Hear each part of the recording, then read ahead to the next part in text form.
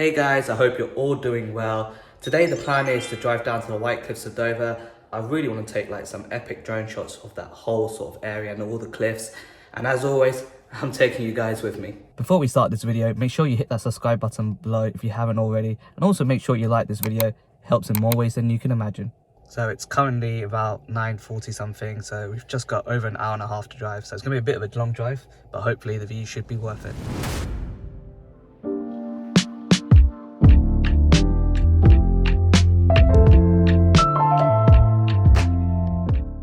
Just arrived at the White Cliffs area of Dover. If you didn't know, it's actually owned by a national trust. So if you are a national trust member, it's free to park. If not, it's £5 for the whole day, which isn't too bad, especially when the day is so nice as it is today. I mean, it's about 20 degrees right now, and it's supposed to get a lot warmer later in the day.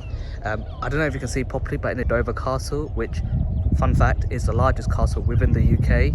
I'm not planning to go to the castle today, but if you do want to make a whole day trip out of Dover, then it's definitely something you should add to your itinerary. Just walking up to the top of the viewpoint from the car park, it's a short 20-minute walk, so it's also a very easy walk, so easily doable for people of all ages. I mean, whilst we're walking up, just look at those views. It's so glorious today, and with the weather being so nice it is as well, it just makes everything so much more better. Still walking to the viewpoint, but I thought I'd just stop to show you these amazing views. I mean, just look at that. It's just so stunning, and just on a clear day as well, it just looks so amazing. The White Cliffs of Dover are probably the most famous natural landmark within the UK. From a clear day like today, you can often see France in the backdrop, and I don't know if it's coming across on screen, but you can actually see sort of mainland Europe, and it's only about 20 miles across, and it is the shortest point between UK and the continent.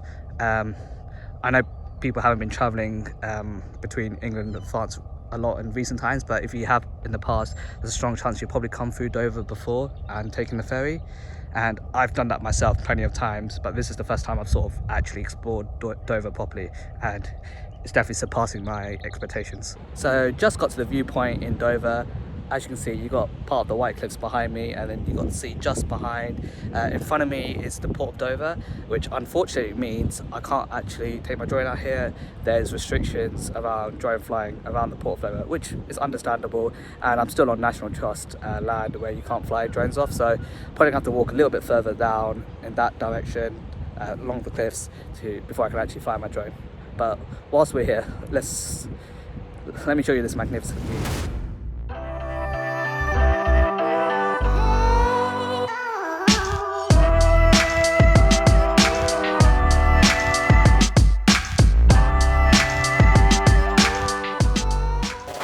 I don't know if you can see the phone properly, but I just got a text saying welcome to France.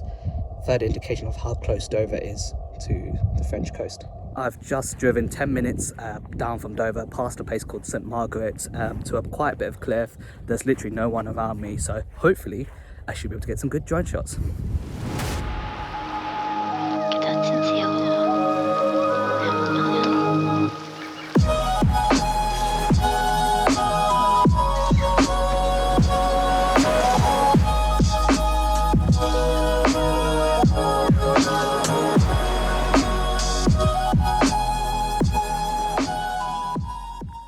I've just headed down towards the centre of Dover, and behind me we have the seafront.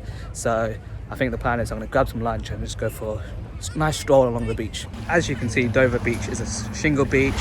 I'm not going to lie, it's probably one of the least friskier ones I've been to in the UK. Brighton, Bournemouth, Camper Sands all spring to mind as being better beaches. But when the weather is warm as it is today, you just have to go to the beach. And as you can see, there's cliffs. You can see the cliffs in the backdrop of where we just were, and yeah, it's just so nice to spend a warm day like today at the beach. One thing I wanted to say, which I forgot to mention when I was on top of the cliff, is that within the White Cliffs of Dover area there's also a lighthouse and some tunnels you can visit which were built for World War II.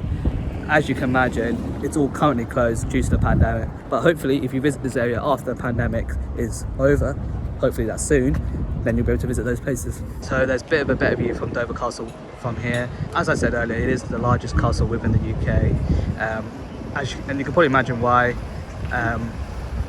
Sort of back in the day, before sort of airplane warfare became a thing, anyone who tries to invade UK would often come via Dover or try to attack via Dover. So the castle would have played an important part during the defence of the UK, and as a result has been expanded many times throughout its history to its present size. If you guys are interested, there's a national park nearby called Samphire Hoe, not sure how you pronounce it, but Samphire Hoe National Park. It was built using the excavated material from the Channel Tunnel, so it's a good place to visit if you've got the whole day and you've got the time.